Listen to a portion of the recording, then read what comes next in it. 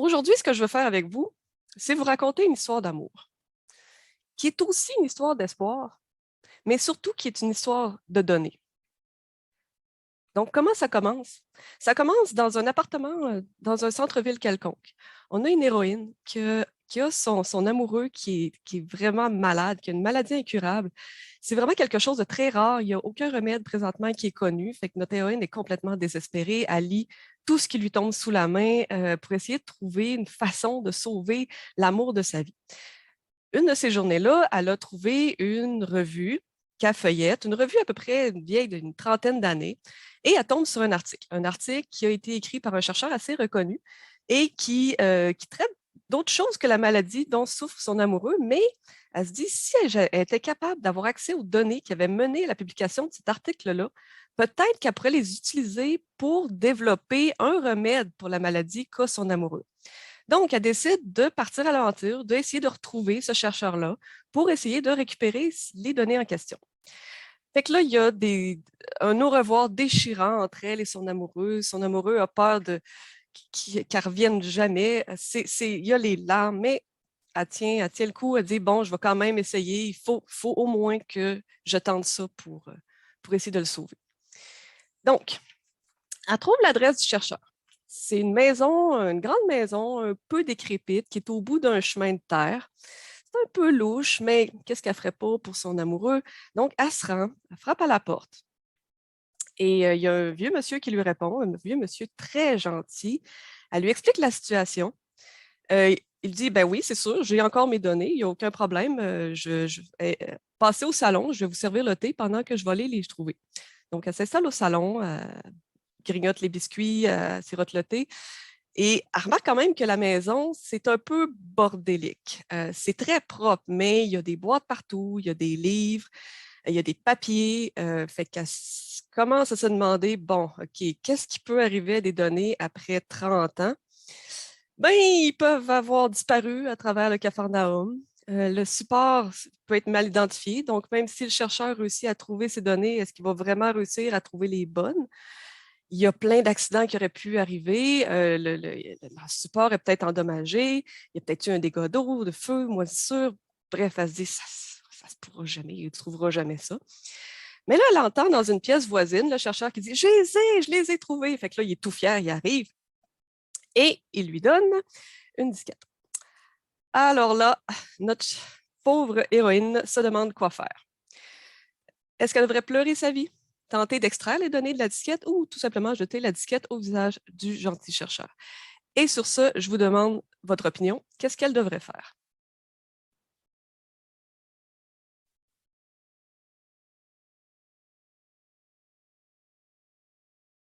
OK, des gens qui seraient tentés d'être un peu malpolis, mais non, on va y aller avec la majorité et effectivement, elle va tenter d'extraire les données de la disquette.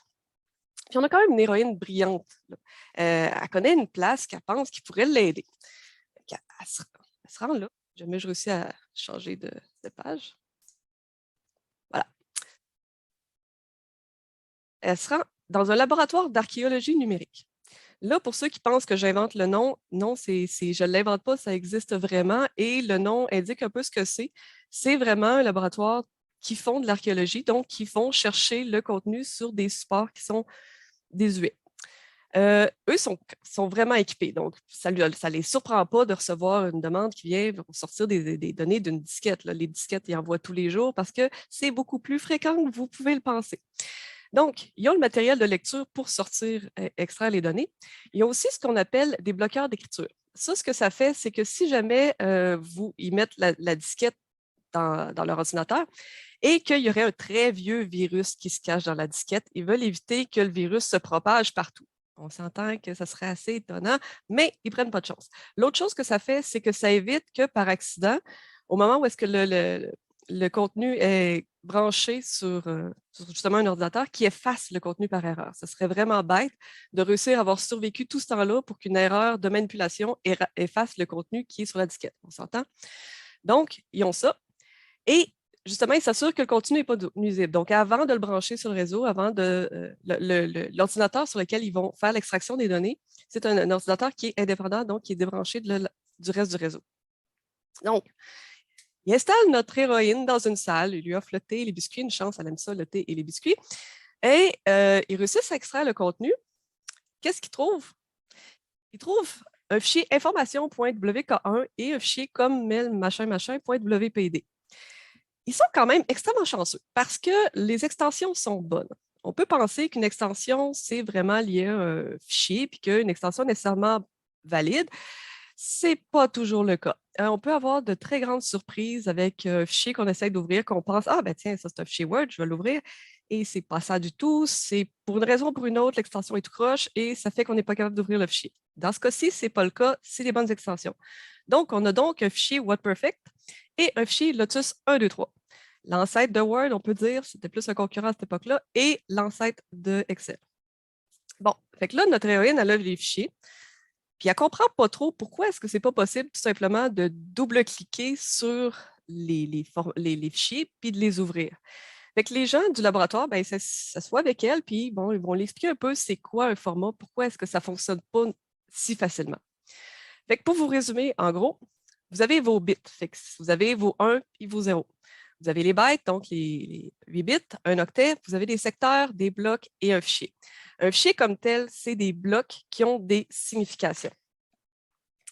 Pourquoi est-ce que je parle de signification? C'est que un format, c'est quoi? C'est une série de...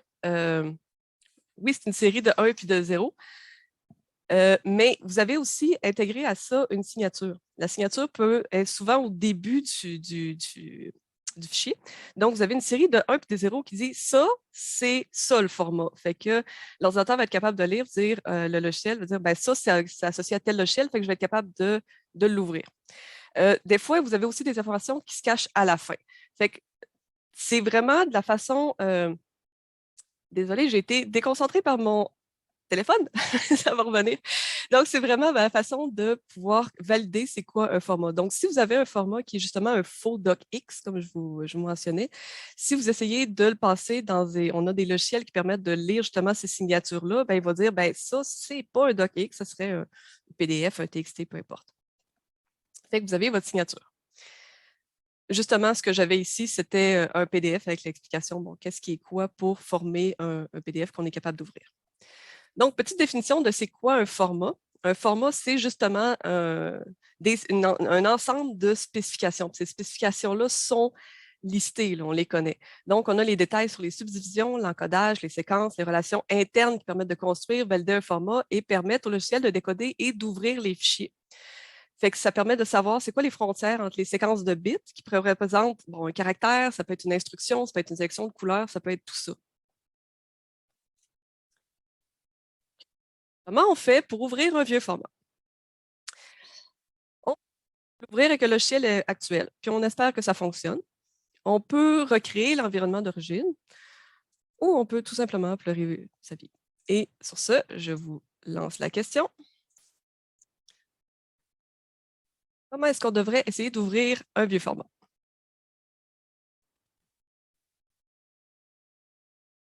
Je dirais pour l'instant qu'il y a quand même une réponse qui est plus populaire que les autres.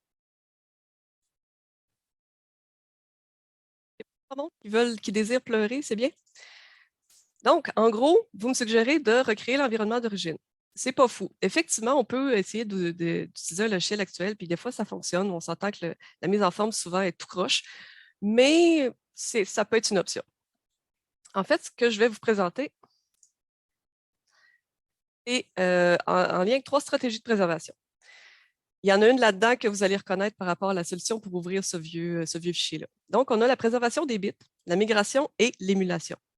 La préservation des bits, ce que ça veut dire, entre autres, ce que ça veut dire, en fait, c'est préserver les 1 et les 0 dans l'ordre où est-ce qu'ils sont actuellement. Ça peut sembler super simple, ça ne l'est pas vraiment, mais c'est quand même la façon la plus simple de préserver à long terme. Donc, vous avez vraiment votre fichier, vous avez votre série de 1 et de 0, puis notre but, c'est qu'il ne bouge pas, qu'il reste valide. Ce qu'on fait généralement, c'est qu'on vérifie cette série-là, ce qu'on utilise, c'est ce qu'on appelle un algorithme, une somme de contrôle, donc un checksum. Pour ça, ce que ça fait, c'est que ça produit une série de lettres et de chiffres qui représentent le fichier. Quand on produit un autre checksum, disons, à chaque 3 mois, ben, on a une autre série de lettres et de chiffres. Puis s'ils sont identiques, ben, on sait que nos 1 et nos 0 n'ont pas bougé. Si c'est différent, là, on a un problème, mais généralement, on a plus qu'une copie. Donc, on va chercher notre copie qui est encore identique et on la remplace. En gros, ça, c'est la préservation des bits. La migration, ce que c'est un peu comme son nom l'indique, on prend un vieux format et on le migre vers un nouveau format. Vous pourriez avoir, bon, on pourrait dire notre fichier WordPerfect, on va le migrer vers un Word ou on le migre vers un PDF. Mais un peu plus proche de nous que ça pourrait être tout simplement un fichier PDF. Les fichiers PDF, à partir de la version 1.3, ils assurent la rétrocompatibilité avec le logiciel Acrobat. Ce qui veut dire que si vous avez un PDF 1.1 ou 1.2, peut-être que dans 10 ans, vous ne serez plus capable de l'ouvrir. Donc, ça vaudrait peut-être la peine de le migrer vers un format 1.3. Ben, pas 1.3, là, on serait rendu à 1.7 ou 1.8. Enfin, bref, de le migrer avec un format actuel. L'émulation, ce que c'est justement de recréer l'environnement d'origine. Donc, ce qu'on fait, c'est qu'on recrée souvent dans une machine virtuelle avec l'ancien système d'exploitation. Dans ce cas-ci, ce ne serait pas le système d'exploitation, on était à l'époque du DOS. Et on installe les vieux logiciels comme ils fonctionnaient à l'époque. Fait comme ça, on peut facilement, bon, encore là, on met des grands guillemets, ouvrir les fichiers et d'avoir exactement la mise en page, comment il apparaissait, comment est-ce que on peut aussi interagir avec ce fichier-là sans problème. C'est sûr que ça pose problème si on veut prendre le contenu et l'utiliser dans un ordinateur récent. Ce qu'on peut faire, c'est justement utiliser l'émulation pour faire de la migration. Fait que dans ce cas-là, ce qu'on fait, c'est qu'on l'ouvre dans son environnement d'origine et on change de version petit à petit jusqu'à se rendre à une version courante. L'émulation est surtout utilisée dans le domaine des jeux vidéo. Comme ça, on peut jouer à des jeux dans les environnements qui existaient. Fait que c'est plus facile et c'est une bonne façon de les préserver à long terme. Donc, notre héroïne demande quand même aux gens du laboratoire, bon, est-ce que vous pourriez me les migrer pour que je puisse les utiliser, voir concrètement comment ça, c'est quoi les données, parce que là, elle n'est juste pas capable, son ordinateur est trop récent. Mais pendant qu'ils font ça, elle se met à réfléchir, dit, ben, comment est-ce que le gentil chercheur aurait pu éviter cette situation-là? Il aurait pu opter pour un format pérenne, il aurait pu utiliser un dépôt de données, il aurait pu documenter ses données. On va aller un peu dans chacune de ces options-là pour voir ce que ça sous-entend.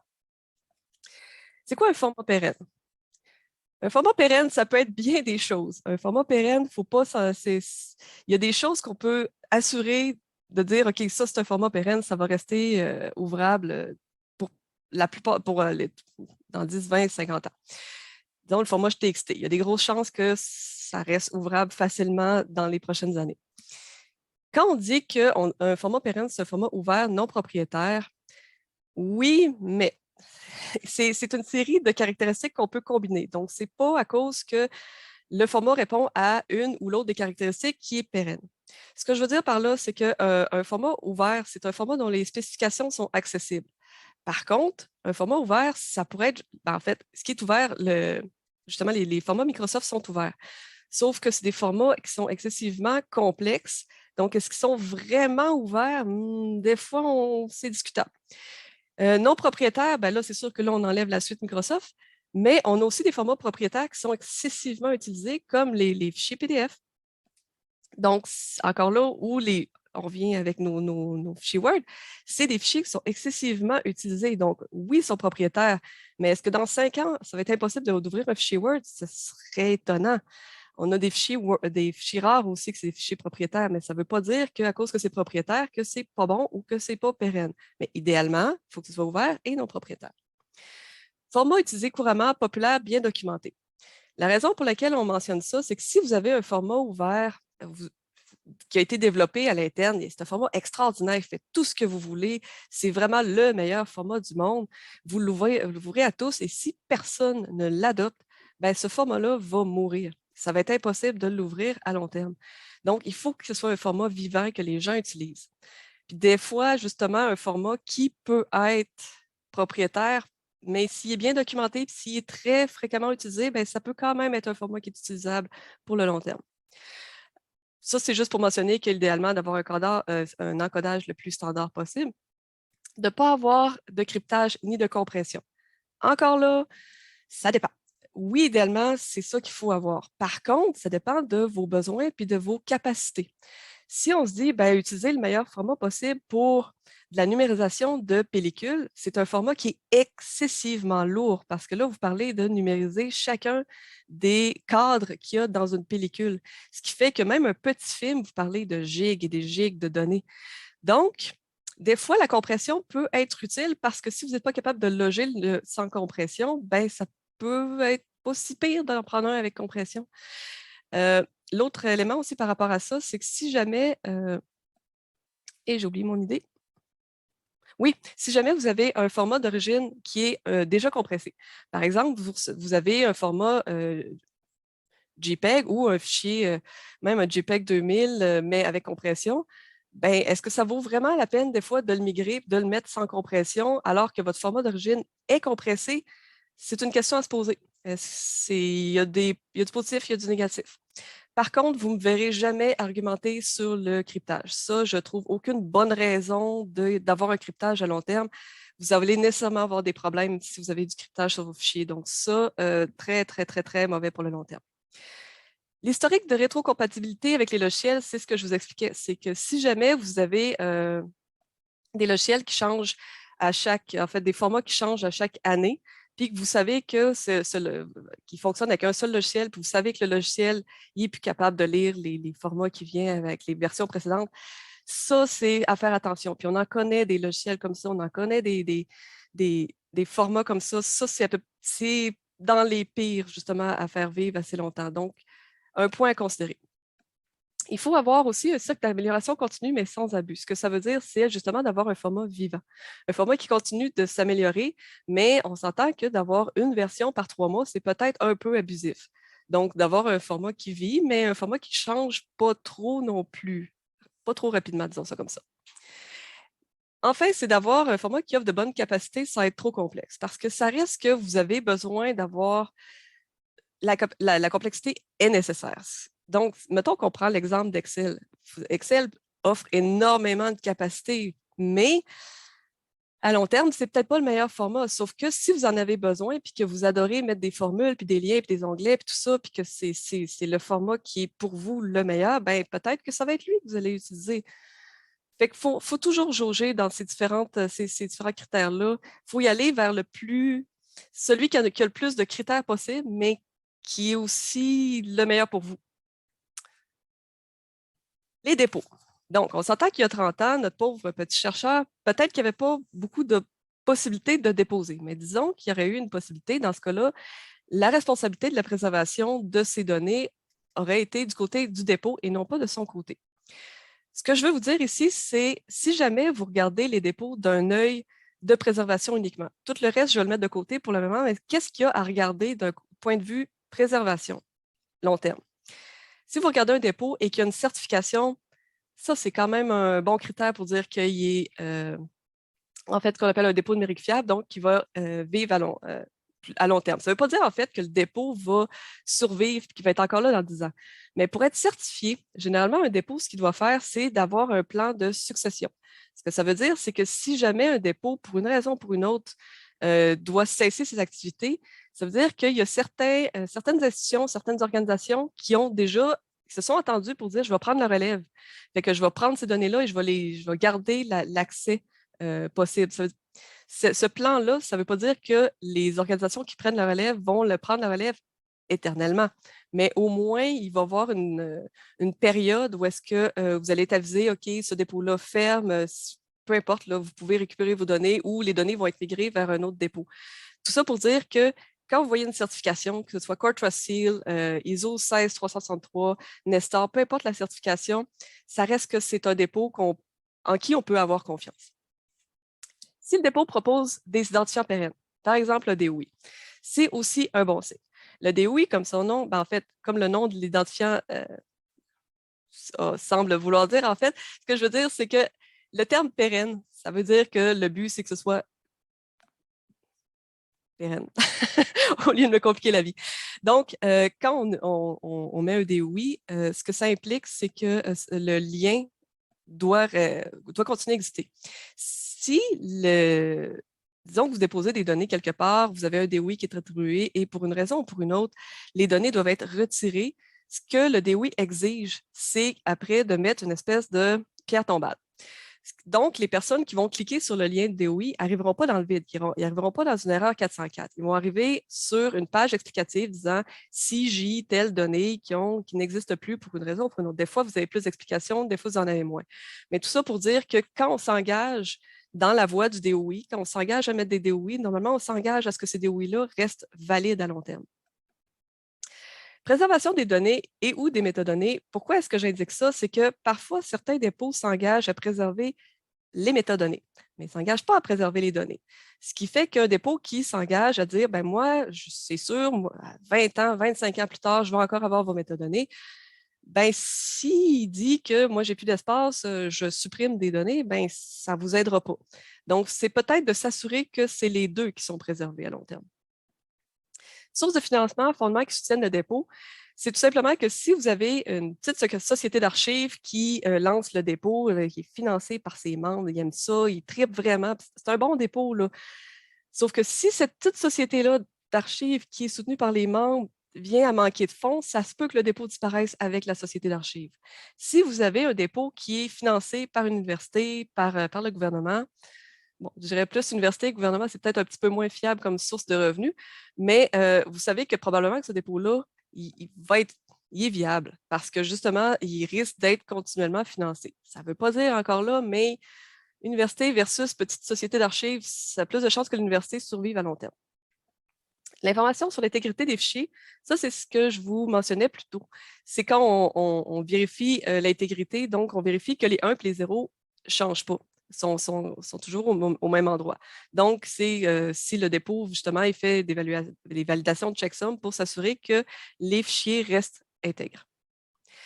Bien sûr, aussi, si le dépôt a des exigences sur le format, ça donne une idée si jamais il est sérieux ou pas. Un dépôt peut ne pas avoir d'exigences sur le format parce qu'on a des disciplines qui sont excessivement diversifiées et qui ont des formats excessivement diversifiés qui sont les formats qu'il faut utiliser. Fait que ça se peut que ce dépôt-là ait aucune exigence sur les formats. Mais si vous avez un dépôt généraliste qui ne met pas non plus de conseils ou de recommandations sur les formats, ben, il n'a pas fait complètement ses devoirs. Disons ça comme ça. Sur Dataverse, vu que vous en avez certainement entendu parler, puis peut-être que vous vous disiez, OK, là, je viens de parler de qu'est-ce qui est bon du côté d'un dépôt. Est-ce que Dataverse est un dépôt numérique fiable? En fait, Dataverse, c'est soit offert c'est offert à la plupart des universités québécoises ou c'est à venir. Fait que c'est un dépôt que vous avez probablement dans la plupart de vos universités. Il est en cours de certification. Ils sont en train de faire la certification Core Trust Seal, ce qui est vraiment excellent, mais ce qu'il faut que je mentionne par rapport à ça, c'est qu'il y a comme deux niveaux de Dataverse. Il y a Dataverse qui est chez Scholar Portal, ça c'est comme l'installation où est-ce que tous nos dépôts institutionnels sont branchés. Fait que la partie Scholar Portal est en cours de certification. Par contre, la partie dépôt institutionnel, celle-là n'est pas nécessairement en cours de certification. Donc, vous avez quelques universités qui font cette certification-là, d'autres qui ne la font pas. Ce qui fait qu'on va avoir une infrastructure qui va être certifiée, mais que la partie usagée ne sera pas nécessairement. Comme telle, la partie la plus importante, c'est la partie infrastructure, donc c'est une excellente nouvelle et ça n'empêche pas que plus tard, dans quelques années, les universités, justement, fassent certifier aussi leur partie de dépôt institutionnel. Fait que ça, encore là, très bonne nouvelle. Je ne sais pas dans combien de temps, mais il va probablement avoir une interconnexion qui va être faite entre Dataverse et un réseau de préservation qui est établi, qui est solide. Donc, encore là, on se dirige vers quelque chose qui est excessivement fiable. Et bien entendu, le Dataverse offre des identifiants uniques. Et si jamais on a à retirer les données, ben, il offre les pierres tombales aussi. J'ai mentionné le nombre de copies. Quand on est là, je sors un peu du côté préservation numérique, on va un peu du côté gestion des données de recherche. Souvent, on entend la fameuse règle 3-2-1, d'avoir 3 copies, d'avoir plus qu'un support et d'avoir plus qu'un emplacement différent. Tout à fait valide quand on parle de préservation numérique. Par contre, si vous rentrez dans le monde de préservation numérique, dans ce cas-là, vous entendez parler de 2 à 7 copies. Ça peut être assez varié ce que vous entendez sur le nombre de copies. Ce qui est certain, c'est qu'on veut plus qu'une copie. Ça, c'est officiel. L'autre chose qui est certain, et ça, si jamais vous souvenez d'une seule chose que je vous dis aujourd'hui, il faut que ce soit ça, c'est que la préservation numérique, ce n'est pas une question de sauvegarde. Vous aurez beau avoir 50 copies de votre disquette, si toutes vos disquettes sont illisibles, ça ne servira à rien. Donc, oui, ça fait partie de la préservation numérique d'avoir des copies. Oui, c'est sûr que c'est important, mais ce n'est pas uniquement ça. Pour ce qui est de documenter les données, là, on va prendre l'exemple justement de notre gentil chercheur. Fait qu'il y aurait d'identifier le contenant. Là, c'est quelque chose qu'il a fait parce que justement, il a réussi à retrouver la bonne disquette, elle était super bien identifiée. Fait que sur la disquette, il était marqué résultat de recherche sur telle maladie. Ce qui aurait été utile aussi, c'est d'identifier le contenu. C'est-à-dire que si, avec les fichiers, on aurait eu un autre fichier, un fichier TXT, qui aurait dit, ben ici, on a deux fichiers. Les logiciels qui ont été utilisés, c'est WordPerfect 5.1, puis Lotus 1.2.3, 2.3. Ça a été créé sur MS-DOS. Peut-être qu'à ce moment-là, on ne pensait même pas parce qu'il y avait juste cette option-là. Le 13 avril 1995, il y en a un qui pèse 3.2 MB, puis l'autre 5.4 MB. Ça se peut que tout ce que j'ai marqué là ait aucun sens. Le but, c'est juste de vous montrer que si on avait eu les informations sur comment ont été créés ces fichiers-là, si jamais on allait du côté de l'émulation, ben, on a déjà toutes les informations dont on a besoin pour recréer l'environnement d'origine.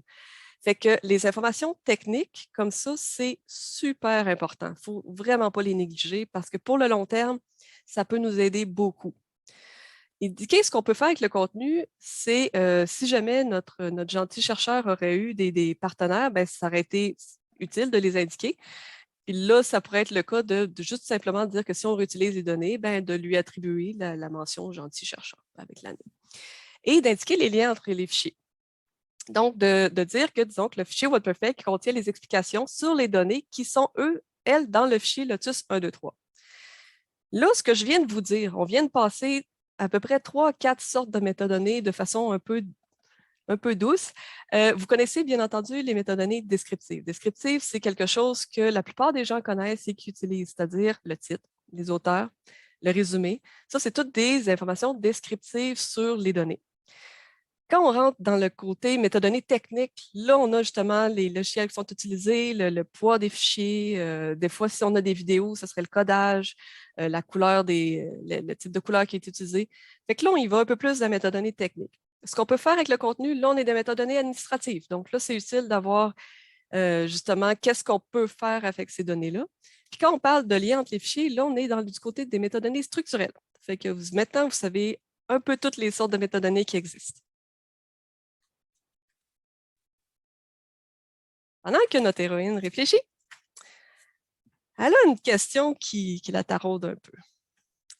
L'authenticité des données. Ça, c'est quelque chose qui est toujours aussi embêtant de nos jours. Elle se dit que, bon, disons qu'on est dans le laboratoire, il y a 30 ans, notre gentil chercheur, il a fini d'enregistrer ses données, il sort la disquette, il la met sur la table, il part se prendre un café. Il y a quelqu'un qui arrive, prend la donnée, la disquette, la rentre, fait une modification quelconque, sort la disquette et la redépose sur la table. La question est comment on fait pour s'assurer que les données qui ont été extraites de la disquette sont les mêmes données que le chercheur a enregistrées? Comment on s'assure qu'il n'y a pas eu de modification entre le moment où ils ont enregistré et le moment où ils sont extraits? On ne le sait pas. Dans le cas qui nous intéresse, il n'y a eu aucune modification.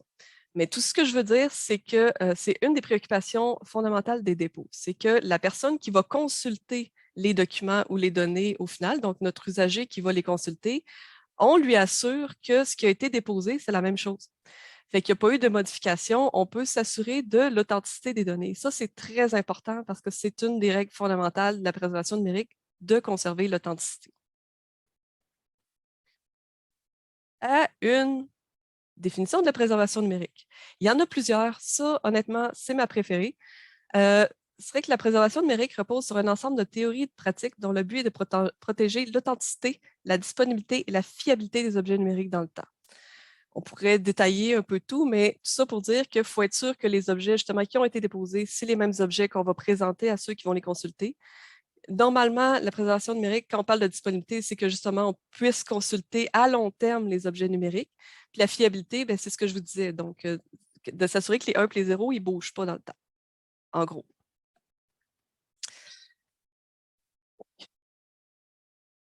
Donc, j'en suis pas tout à fait à donc, là, mais est-ce que la morale de cette histoire doit s'appliquer à toutes les données? Oui, nous devons tout préserver pour toujours.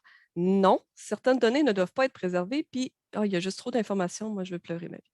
Et ça, je vous pose la question.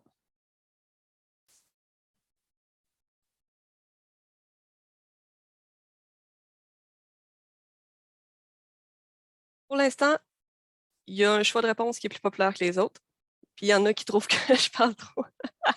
Mais ça, je suis d'accord, j'essaie de. Je sais que je vous lance beaucoup d'informations. Donc, vous avez tout à fait raison. C'est vrai que non, c'est pas toutes les informations qui doivent être préservées pour toujours, pour plusieurs raisons. Puis là, je vous ai entendu penser tout au long de la présentation. Oui, mais disons que notre gentil chercheur, il a fait des études avec des personnes. Comment ça, il y a encore ces données sur une disquette? C'est peut-être pas la meilleure façon de procéder, puis il n'est pas supposé avoir encore ces données-là. Oui, effectivement. Quand on parle des données sensibles, des renseignements personnels, là, on rentre dans un autre monde et tout ce que je viens de vous dire, ou presque, doit être mis en question. C'est pas que c'est impossible de les préserver à long terme, c'est juste qu'il faut. Les règles à suivre ne sont pas tout à fait les mêmes. Donc, le long terme de un n'est pas toujours possible, tout simplement. Puis des fois, en fait, c'est ça. C'est que si jamais il y a une entente pour les détruire, ces données-là, ben, le long terme n'existe tout simplement pas. Le nombre de copies change aussi. Parce que vu qu'on veut limiter le nombre de copies, je ne vous dirais pas ayez 7 copies de vos données sensibles. Non, bien sûr que non. Il faut les limiter, qu'il y en ait le moins possible pour des raisons évidentes et des raisons d'éthique. La sécurité aussi n'est pas la même. Donc, ce que je mentionnais je ne serai jamais pour le cryptage. Je suis contre effectivement le cryptage pour la conservation long terme. Par contre, quand on parle de données sensibles, ben, ça se peut que ces données-là soient cryptées, sauf que d'un autre côté, ces données-là probablement ne seront pas préservées à long terme. Pour respecter aussi, bien entendu, l'éthique, les consentements, les lois, ce qui est aussi le cas pour l'ensemble des données, mais c'est particulièrement important pour ce qui est des données sensibles. Il y a quand même ce qui existe aujourd'hui, une façon de justement les préserver plus longtemps, c'est les banques de données. Fait que si vous avez une banque de données, dans ce cas-là, ce n'est pas nécessairement obligatoire de détruire les données et c'est une façon de les préserver à long terme. C'est sûr que ce n'est pas un dépôt comme tel, mais vous pouvez avoir des banques de données qui sont excessivement solides en termes de préservation numérique. Donc, pour finir notre histoire, sur la disquette, notre héroïne a réussi à ouvrir les fichiers et effectivement, elle a réussi à trouver des informations qui ont permis de développer un remède, qui ont guéri son amoureux et ils ont pu vivre longtemps ensemble et avoir une belle histoire. Et là, je vais finir mon partage. On va pouvoir passer aux questions et commentaires, mais il y a juste une petite parenthèse que j'ai oublié de dire, c'est que à travers mon histoire, je vous parlais de disquettes. Ça peut avoir l'air un peu extrême parce qu'effectivement, les disquettes, oui, ça existe encore, sauf que ne faut pas penser ça juste en termes de vieux support. Parce que vous voyez maintenant, aujourd'hui, la plupart des ordinateurs portables n'ont plus de lecteur CD. Là, vous allez me dire, un CD, c'est quand même un vieux support. Oui, effectivement. Mais si on pense juste aux clés USB, maintenant, les clés USB, il y a des changements des fois dans les connexions. Ce qui veut dire qu'une vieille clé USB, vous n'allez pas nécessairement pouvoir la lire dans un nouvel ordinateur. Ça pour dire, c'est à prendre en considération. Ce n'est pas juste en termes de disquette ou de vieux support qui peut avoir ce défi-là. Sur ce, je me tais, j'ai parlé trop vite. Mais si vous avez des questions, des commentaires, ça va me faire plaisir. Vous pouvez soit parler directement, écrire dans le clavardage, ça va me faire plaisir.